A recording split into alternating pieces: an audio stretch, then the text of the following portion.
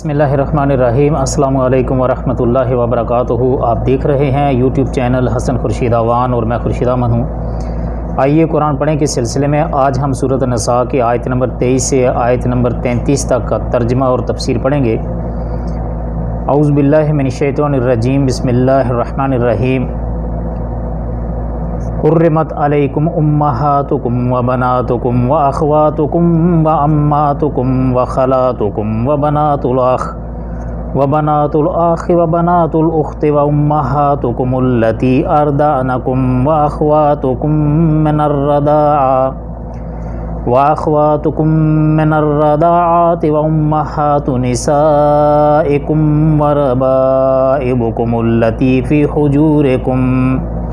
فی حجورکم من نسائکم التی دخلتم بہن فإن لم تکونوا دخلتم بہن فلا جناح علیکم وحلائل ابنائکم الذین من اصلابکم وان تجمعوا بین الاختین الا ما قد سلف ان اللہ کان غفورا رحیما۔ اس آیت کریمہ کا ترجمہ ہے، حرام کی گئی ہیں تم پر تمہاری مائیں اور تمہاری لڑکیاں اور تمہاری بہنیں، تمہاری پھپھیاں اور تمہاری خالائیں اور بائی کی لڑکیاں اور تمہاری وہ مائیں جنہوں نے تمہیں دودھ پلایا ہو، اور تمہاری دودھ شریک بہنیں، اور تمہاری ساس اور تمہاری وہ پرورش کردہ لڑکیاں جو تمہاری گود میں ہیں، تمہاری ان عورتوں سے جن سے تم دخول کر چکے ہو، ہاں اگر تم نے ان سے جمع نہ کیا ہو تو تم پر کوئی گناہ نہیں، اور تمہارے بیٹوں کی بیویاں اور تمہارا 2 بہنوں کا جمع کرنا، ہاں جو گزر چکا سو گزر چکا، یقیناً اللہ تعالیٰ بخشنے والا مہربان ہے۔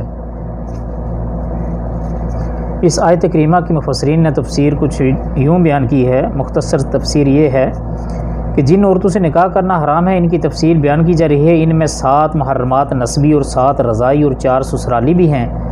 ان کے علاوہ حدیث رسول سے ثابت ہے کہ بھتیجی اور پھوپھی اور بانجی اور خالہ کو ایک نکاح میں جمع کرنا حرام ہے۔ 7 نسبی محرمات میں مائیں، بیٹیاں، بہنیں، پھوپھیاں، خالائیں، بھتیجی اور بانجی ہیں، اور 7 رضائی محرمات میں رضائی مائیں، رضائی بیٹیاں، رضائی بہنیں، رضائی پھوپھیاں اور رضائی خالائیں، رضائی بھتیجیاں اور رضائی بانجیاں، اور سسرالی محرمات میں ساس، مدخولہ بیوی کے پہلے خامند کی لڑکیاں، بہو اور 2 سگی بہنوں کا جمع کرنا ہے۔ ان کے علاوہ باپ کی منکوحہ جس کا ذکر اس سے پہلے یہ آیات میں ہے، اور حدیث کے مطابق بیوی جب تک عقد نکاح میں ہے اس کی پھوپھی اور اس کی خالہ اور اس کی بھتیجی اور اس کی بانجی سے بھی نکاح حرام ہے۔ محرمات نسبی کی تفصیل امہات مائیں میں ماؤں کی مائیں، نانیاں، ان کی دادیاں اور باپ کی مائیں، دادیاں، پردادیاں اور ان سے آگے تک شامل ہیں۔ بنات بیٹیوں میں پوتیاں، نواسیاں اور پوتیوں نواسیوں کی بیٹیاں نیچے تک شامل ہیں۔ زنا سے پیدا ہونے والی لڑکی بیٹی میں شامل ہے یا نہیں اس میں اختلاف ہے۔ ائمہ ثلاثہ اسے بیٹی میں شامل کرتے ہیں اور اس سے نکاح کو حرام سمجھتے ہیں، البتہ امام شافعی کہتے ہیں کہ وہ بنت شرعی نہیں ہے۔ پس جس طرح یوصیکم اللہ فی اولادکم، اللہ تعالیٰ تمہیں اولاد میں مال متروکہ تقسیم کرنے کا حکم دیتا ہے، میں داخل نہیں، اور بالاجماع وہ وارث بھی نہیں، اسی طرح وہ اس آیت میں بھی داخل نہیں، واللہ عالم۔ ابن کثیر رحمۃ اللہ علیہ نے یہی تفسیر اختیار کی ہے۔ اخوات بہنیں عینی ہوں یا اخیافی و علاقی، امات پھوپھیاں، اس میں باپ کی سب مذکر اصول یعنی نانا دادا کی یعنی قسموں کی بہنیں شامل ہیں۔ خالات یعنی خالائیں، اس میں ماں کی سب مونس اصول یعنی نانی دادی کی تینوں قسموں کی بہنیں شامل ہیں۔ بھتیجیاں، اس میں تینوں قسم کے بھائیوں کی اولاد بواسطہ اور بالواسطہ یا سلبی و فرعی شامل ہیں۔ بانجیوں میں اس میں تینوں قسم کی بہنوں کی اولاد بواسطہ یا بلا واسطہ، سلبی و فروعی شامل ہیں۔ قسم 2 محرمات رضائیہ یعنی رضائی ماں جس کا دودھ تم نے مدت رضاعت یعنی 2.5 سال کے اندر پیا ہو۔ رضائی بہن وہ عورت جسے تمہاری حقیقی یا رضائی ماں نے دودھ پلایا، تمہارے ساتھ پلایا یا تم سے پہلے یا بعد میں تمہاری اور بہن بھائیوں کے ساتھ پلایا، یا جس عورت کی حقیقی ماں نے تمہیں دودھ پلایا چاہے مختلف اوقات میں پلایا ہو۔ رضاعت سے بھی وہ تمام رشتے حرام ہو جاتے ہیں جو نسب سے حرام ہوتے ہیں۔ اس کی تفصیل یہ ہے کہ رضائی ماں بڑھنے والی عورت کی نسبی اور رضائی اولاد دودھ پینے والے بچے کی بہن بھائی، اس عورت کا شوہر، اس کا باپ اور اس کی مرد کی بہنیں، اس کی پھوپھیاں، اس عورت کی بہنیں خالائیں اور اس عورت کے جیٹھ دیور، اس کے رضائی چچے تایا بن جائیں گے، اور اس دودھ پینے والے بچے کی نسبی بہن بھائی وغیرہ اس گھرانہ پر رضاعت کی بنا پر حرام ہو جائیں گے، حرام نہ ہوں گے۔ قسم سوم سسرالی محرمات، بیوی کی ماں یعنی ساس، اس میں بیوی کی نانی دادی بھی داخل ہے۔ اگر کسی عورت سے نکاح کر کے بغیر ہم بستری کے ہی طلاق دے دی تب بھی اس کی ماں ساس سے نکاح حرام ہی ہوگا۔ البتہ کسی عورت سے نکاح کر کے اسے بغیر مباشرت کے طلاق دے دی ہو تو اس کی لڑکی سے اس کا نکاح جائز ہوگا۔ ربیبہ یعنی بیوی کے پہلے خاوند سے لڑکی، اس کی حرمت مشروط ہے، یعنی اس کی ماں سے اگر مباشرت کر لی گئی تو ربیبہ سے نکاح حرام بصورت دیگر حلال ہوگا۔ فی حجورکم سے مراد وہ ربیبہ جو تمہاری گود میں پرورش پائیں۔ یہ قید غالب احوال کے اعتبار سے ہے، بطور شرط کے نہیں ہے۔ اگر یہ لڑکی کسی اور جگہ بھی زیر پرورش ہو یا مقیم ہوگی تب بھی اس سے نکاح حرام ہی ہوگا۔ حلائل یہ حلیلہ کی جمع ہے، یہ حل یعنی یحل اترنا ہے، فعلیہ کے وزن پر بمعنی فاعلہ ہے۔ بیوی کو حلیہ اس لیے کہا گیا ہے کہ اس کا محل جائے قیام خاوند کے ساتھ ہی ہوتا ہے، یعنی جہاں خاوند اترتا ہے یا قیام کرتا ہے یہ بھی وہیں اترتی یا قیام کرتی ہے۔ بیٹیوں میں پوتے نواسے بھی داخل ہیں، بیٹوں میں یعنی ان کی بیوی سے بھی نکاح حرام ہوگا۔ اسی طرح رضائی اولاد کے جوڑے بھی حرام ہوں گے۔ من اصلابکم تمہارے سلبی بیٹوں کی بیویوں کی قید سے یہ واضح ہو گیا کہ لے پالک بیٹوں کی بیویوں سے نکاح حرام نہیں ہے۔ دو بہنیں رضائی ہوں یا نسبی، ان سے بیک وقت نکاح حرام ہے۔ البتہ ایک کی وفات کے بعد یا طلاق کی صورت میں عدت گزرنے کے بعد دوسری بہن سے نکاح جائز ہے۔ اسی طرح 4 بیویوں میں سے ایک کو طلاق دینے سے 5 نکاح کی اجازت نہیں جب تک طلاق یافتہ عورت عدت سے فارغ نہ ہو جائے۔ زنا سے حرمت ثابت ہوگی یا نہیں، اس میں اہل علم کا اختلاف ہے۔ اکثر اہل علم کا قول ہے کہ اگر کسی شخص نے کسی عورت سے بدکاری کی تو اس بدکاری کی وجہ سے وہ عورت اس پر حرام نہیں ہوگی۔ اسی طرح اگر اپنی بیوی کی ماں ساس سے یا اس کی بیٹی سے جو دوسرے خاوند سے ہو زنا کر لے گا تو اس کی بیوی اس پر حرام نہیں ہوگی۔ دلائل کے لیے دیکھیے فتح الکبیر۔ احناف اور دیگر بعض علماء کی رائے میں زنا کاری سے بھی حرمت ثابت ہو جائے گی۔ والمحصنات من النساء الا ما ملكت ايمانكم كتاب الله عليكم وأحل لكم ما وراء ذلكم ان تبتغوا بأموالكم محسنين غير مسافحين فما استمتعتم به منهن فآتوهن أجورهن فريضة ولا جناح عليكم فيما تراضيتم به من بعد الفريضة ان الله كان عليما حكيما۔ اور حرام کی گئی شوہر والی عورتیں مگر وہ جو تمہاری ملکیت میں آ جائیں۔ اللہ تعالیٰ نے احکام تم پر فرض کر دیے ہیں، ان عورتوں کے سوا اور عورتیں تمہارے لیے حلال کی گئیں کہ اپنے مال کے مہر سے تم ان سے نکاح کرنا چاہو، برے کام سے بچنے کے لیے نہ کہ شہوت رانی کے لیے۔ اس لیے جن سے تم فائدہ اٹھاؤ انہیں ان کا مہر مقرر کیا ہوا مہر دے دو، اور مہر مقرر ہونے کے بعد تم آپس کی رضامندی سے جو طے کر لو تم پر کوئی گناہ نہیں۔ بے شک اللہ تعالیٰ علم والا حکمت والا ہے۔ قرآن کریم میں احسان 4 معنوں میں مستعمل ہوا ہے۔ نمبر 1 شادی، نمبر 2 آزادی، نمبر 3 پاک دامنی اور نمبر 4 اسلام۔ اس اعتبار سے محسنات کے 4 مطلب ہیں۔ نمبر 1 شادی شدہ عورتیں، نمبر 2 پاک دامن عورتیں، نمبر 3 آزاد عورتیں اور نمبر 4 مسلمان عورتیں۔ یہاں پہلا معنی مراد ہے اس کے شان نزول میں آتا ہے جب بعد جنگوں میں کافروں کی عورتیں بھی مسلمانوں کی قید میں آ گئیں تو مسلمانوں نے ان سے ہم بستری کرنے میں کراہت محسوس کی کیونکہ وہ شادی شدہ تھیں۔ صحابہ کرام نے نبی صلی اللہ علیہ وسلم سے پوچھا جس میں یہ آیت نازل ہوئی، جس سے یہ معلوم ہوا کہ جنگ میں حاصل ہونے والی کافر عورتیں جب مسلمانوں کی لونڈیاں بن جائیں شادی شدہ ہونے کے باوجود ان سے مباشرت کرنا جائز ہے۔ البتہ استبراء رحم ضروری ہے، یعنی ایک حیض آنے کے بعد یا حاملہ ہیں تو وضع حمل کے بعد ان سے جنسی تعلق قائم کیا جائے۔ لونڈی کا مسئلہ نزول قرآن کریم کے وقت غلام اور لونڈیاں کا سلسلہ عام تھا جسے قرآن نے بند نہیں کیا، البتہ ان کے بارے میں ایسی حکمت عملی اختیار کی گئی کہ جس سے غلاموں اور لونڈیوں کو زیادہ سے زیادہ سہولتیں حاصل ہوں تاکہ غلامی کی حوصلہ شکنی ہو۔ اس کے 2 ذریعے تھے، ایک تو بعد خاندان صدیوں سے ایسے چلے آ رہے تھے کہ ان کے مرد اور عورتیں فروخت کر دیے جاتے تھے۔ یہی خریدے ہوئے مرد اور عورتیں غلام اور لونڈیاں کہلاتے تھے۔ مالوں کو ان سے ہر طرح کے استمتاع فائدہ اٹھانے کا حق حاصل ہوتا تھا۔ دوسرا ذریعہ جنگ میں قیدیوں والا تھا کہ کافروں کے قیدی عورتوں کو مسلمانوں میں تقسیم کر دیا جاتا تھا اور وہ ان کی لونڈیاں بن کر ان کے پاس رہتی تھیں۔ قیدیوں کے لیے یہ بہترین حل تھا، کیونکہ اگر انہیں معاشرے میں یوں ہی آزاد چھوڑ دیا جاتا تو معاشرے میں ان کے ذریعے سے فساد پیدا ہوتا۔ مزید تفصیل کے لیے ملاحظہ ہو کتاب الرق فی الاسلام، اسلام میں غلامی کی حقیقت، از مولانا سعید احمد اکبر آبادی۔ بہرحال مسلمان شادی شدہ عورتیں تو ویسے ہی حرام ہیں، تاہم کافر عورتیں بھی حرام ہی ہیں، الا یہ کہ وہ مسلمانوں کی ملکیت میں آ جائیں۔ اس صورت میں استبراء رحم کے بعد وہ ان کے لیے حلال ہو جائیں گی۔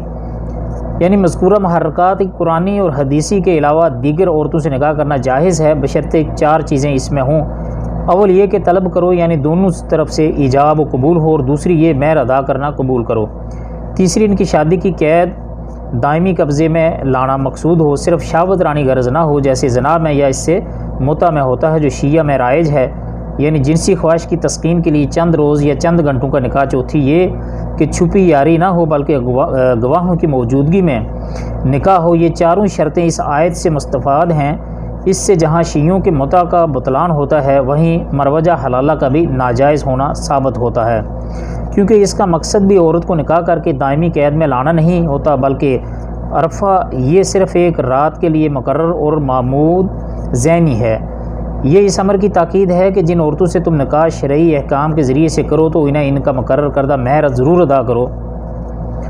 اس میں آپس کی رضامندی سے مہر میں کمی بیشی کرنے کا اختیار ہے۔ ملحوظہ استمتاع کے لفظ سے شیعہ حضرات نکاح متع کا اثبات کرتے ہیں، حالانکہ اس سے مراد نکاح کے بعد صحبت و مباشرت کا استمتاع ہے، جیسا کہ ہم نے بیان کیا ہے۔ البتہ متع ابتدائی اسلام میں جائز رہا ہے، اور اس کا جواز اس آیت کی بنیاد پر نہیں تھا بلکہ اس رواج کی بنیاد پر تھا جو اسلام سے قبل چلا آ رہا تھا۔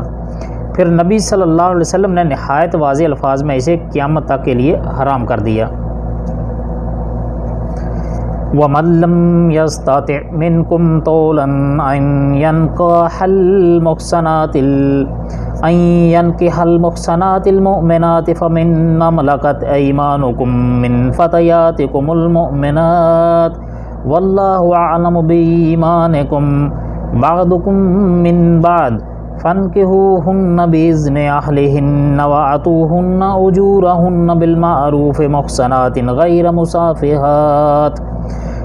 مصافحات ولا متخذات أخدان فَإِذَا أُحْصِنَّ فَإِنْ أَتَيْنَ بِفَاحِشَةٍ فَعَلَيْهِنَّ نِصْفُ مَا عَلَى الْمُحْصَنَاتِ مِنَ الْعَذَابِ ذَلِكَ لِمَنْ خَشِيَ الْعَنَاتَ مِنْكُمْ وَأَنْ تَصْبِرُوا خَيْرٌ لَكُمْ وَاللَّهُ غَفُورٌ رَحِيمٌ۔ اس آیت کریمہ کا ترجمہ ہے، اور تم میں سے جس کسی کو آزاد مسلمان عورتوں سے نکاح کرنے کی پوری وسعت و طاقت نہ ہو، وہ مسلمان لونڈی سے جن کے تم مالک ہو اپنا نکاح کر لو۔ اللہ تمہارے اعمال کو بخوبی جاننے والا ہے، تم سب آپس میں ایک ہی تو ہو، اس لیے ان کے مالکوں کی اجازت سے ان سے نکاح کر لو، اور قاعدہ کے مطابق ان کے مہر ان کو دے دو۔ وہ پاک دامن ہوں، نہ کہ اعلانیہ بدکاری کرنے والیاں۔ پس جب یہ لونڈیاں نکاح میں آ جائیں، پھر اگر وہ بے حیائی کا کام کریں تو انہیں آدھی سزا ہے اس سزا سے جو آزاد عورتوں کی ہے۔ کنیزوں سے نکاح کا یہ حکم تم میں سے ان لوگوں کے لیے ہے جنہیں گناہ اور تکلیف کا اندیشہ ہو، اور تمہارا ضبط کرنا بہت بہتر ہے، اور اللہ تعالیٰ بڑا بخشنے والا بڑی رحمت والا ہے۔ اس سے معلوم ہوا کہ لونڈیوں کا مالک ہی لونڈیوں کا ولی ہے۔ لونڈیوں کا کسی جگہ نکاح اس کی اجازت کے بغیر نہیں کیا جا سکتا۔ اسی طرح غلام بھی اپنے مالک کی اجازت کے بغیر کسی جگہ نکاح نہیں کر سکتا۔ یعنی لونڈیوں کو 10 کے بجائے نصف یعنی 50 کوڑوں کی سزا دی جائے گی۔ گویا ان کے لیے سزائے رجم نہیں ہے، کیونکہ وہ نصف نہیں ہو سکتی، اور غیر شادی شدہ کو تعزیری سزا ہوگی۔ لونڈیوں سے شادی کی اجازت ایسے لوگوں کے لیے ہے جو جوانی کے جذبات پر کنٹرول رکھنے کی طاقت نہ رکھتے ہوں اور بدکاری میں مبتلا ہونے کا اندیشہ ہو۔ اگر ایسا اندیشہ نہ ہو تو اس وقت تک صبر کرنا بہتر ہے جب تک کسی آزاد خاندانی عورت سے شادی کے قابل نہ ہو جائے۔ یرید اللہ لیبین لکم ویہدیکم سنن الذین من قبلکم ویتوب علیکم واللہ علیم حکیم۔ اللہ تعالیٰ چاہتا ہے کہ تمہارے واسطے خوب کھول کر بیان کرے اور تم سے پہلے کے نیک لوگوں کی راہ پر چلائے اور تمہاری توبہ قبول کرے، اور اللہ تعالیٰ جاننے والا حکمت والا ہے۔ واللہ یرید ان یتوب علیکم ویرید الذین یتبعون الشہوات ان تمیلوا میلا عظیما، اور اللہ چاہتا ہے کہ تمہاری توبہ قبول کرے، اور جو لوگ خواہشات کے پیرو ہیں وہ چاہتے ہیں کہ تم اس سے بہت دور ہٹ جاؤ۔ ان تمیلوا یعنی حق سے باطل کی طرف جھک جاؤ۔ یرید اللہ ان یخفف عنکم وخلق الانسان ضعیفا، اللہ چاہتا ہے کہ تم سے تخفیف کر دے کیونکہ انسان کمزور پیدا ہوا ہے، اس کمزوری کی وجہ سے اس کے گناہ میں مبتلا ہونے کا اندیشہ زیادہ ہوتا ہے، اس لیے اللہ تعالیٰ نے ممکن آسانیاں اسی لیے فراہم کی ہیں۔ انہیں میں سے لونڈیوں سے شادی کی اجازت ہے۔ بعد نے اس ضعف کا تعلق عورتوں سے بتلایا ہے، یعنی عورت کے بارے میں کمزور ہے، اسی لیے عورتیں بھی باوجود نقصان عقل کے اس کو آسانی سے اپنے دام میں پھنسا لیتی ہیں۔ یا ایھا الذین آمنوا لا تأکلوا اموالکم بینکم بالباطل الا ان تکون تجارۃ عن تراض منکم ولا تقتلوا انفسکم ان اللہ کان بکم رحیما، اے ایمان والو اپنے آپس کے مال ناجائز طریقے سے مت کھاؤ مگر یہ کہ تمہاری آپس کی رضامندی سے ہو، خرید و فروخت اور اپنے آپ کو قتل نہ کرو، یقیناً اللہ تعالیٰ تم پر نہایت مہربان ہے۔ بالباطل میں دھوکہ، فریب، جعل سازی، ملاوٹ کے علاوہ تمام کاروبار بھی شامل ہیں جن سے شریعت نے منع کیا ہے۔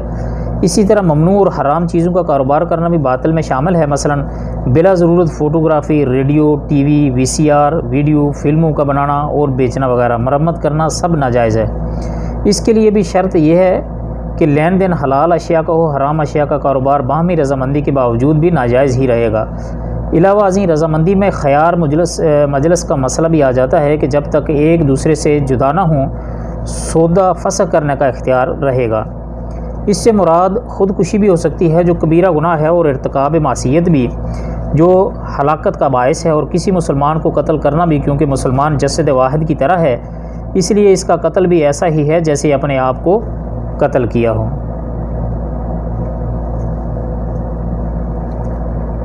وَمَن يَفْعَلْ ذَلِكَ عُدْوَانًا وَظُلْمًا فَسَوْفَ نُصْلِيهِ نَارًا وَكَانَ ذَلِكَ عَلَى اللَّهِ يَسِيرًا، اور جو شخص یہ نافرمانیاں سرکشی اور ظلم سے کرے تو عنقریب ہم اس کو آگ میں داخل کریں گے، اور یہ اللہ پر آسان ہے۔ یعنی منہیات یعنی جو چیزیں منع کی گئی ہیں ان کا اگر ارتکاب کرے جانتے بوجھتے ظلم و تعدی سے تو اسے اللہ سبحانہ تعالیٰ عذاب دیں گے۔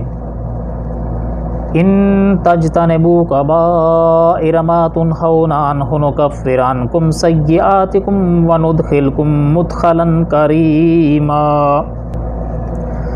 اگر تم بڑے گناہوں سے بچتے رہو گے جس سے تم کو منع کیا جاتا ہے تو ہم تمہارے چھوٹے گناہ دور کر دیں گے اور عزت و بزرگی کی جگہ داخل کریں گے۔ کبیرہ گناہ کی تعریف میں اختلاف ہے، بعض کے نزدیک وہ گناہ ہیں جن پر حد مقرر ہے، بعض کے نزدیک وہ گناہ جس پر قرآن میں یا حدیث میں سخت وعید یا لعنت آئی ہے، بعض کہتے ہیں ہر وہ کام جس سے اللہ نے یا اس کے رسول صلی اللہ علیہ وسلم نے بطور تحریم کے روکا ہے، اور حقیقت یہ ہے کہ ان میں سے کوئی ایک بات بھی کسی گناہ میں پائی جائے تو کبیرہ ہی ہے۔ یہاں یہ حصول بیان کیا گیا ہے کہ جو مسلمان کبیرہ گناہوں مثلا شرک، حقوق والدین، جھوٹ وغیرہ سے اجتناب کرے گا تو ہم اس کے صغیرہ گناہ معاف کر دیں گے۔ سورہ نجم میں بھی یہ مضمون بیان کیا گیا ہے، البتہ وہاں کبائر کے ساتھ فواحش، بے حیائی کے کاموں سے اجتناب کو بھی صغیرہ گناہوں کی معافی کے لیے ضروری قرار دیا گیا ہے۔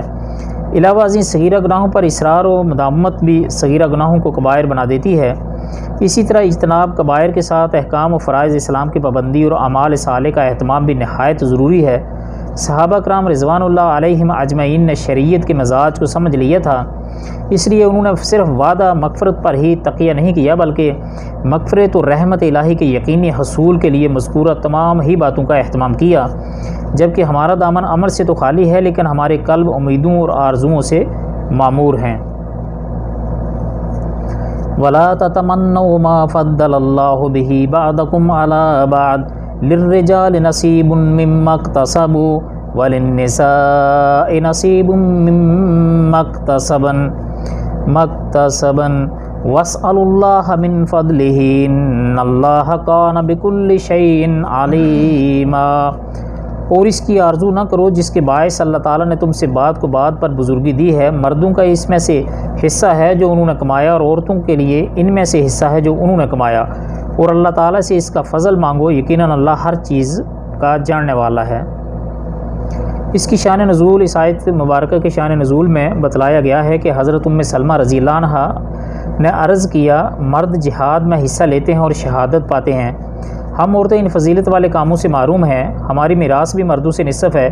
اس پر آیت نازل ہوئی۔ اللہ تعالیٰ کے اس فرمان کا مطلب یہ ہے کہ مردوں کو اللہ تعالیٰ نے جو جسمانی قوت و طاقت اپنی حکمت اور ارادہ کے مطابق عطا کی ہے، اور جس کی بنیاد پر وہ جہاد کرتے ہیں اور دیگر بیرونی کاموں میں حصہ لیتے ہیں، یہ ان کے لیے خاص عطیہ ہے۔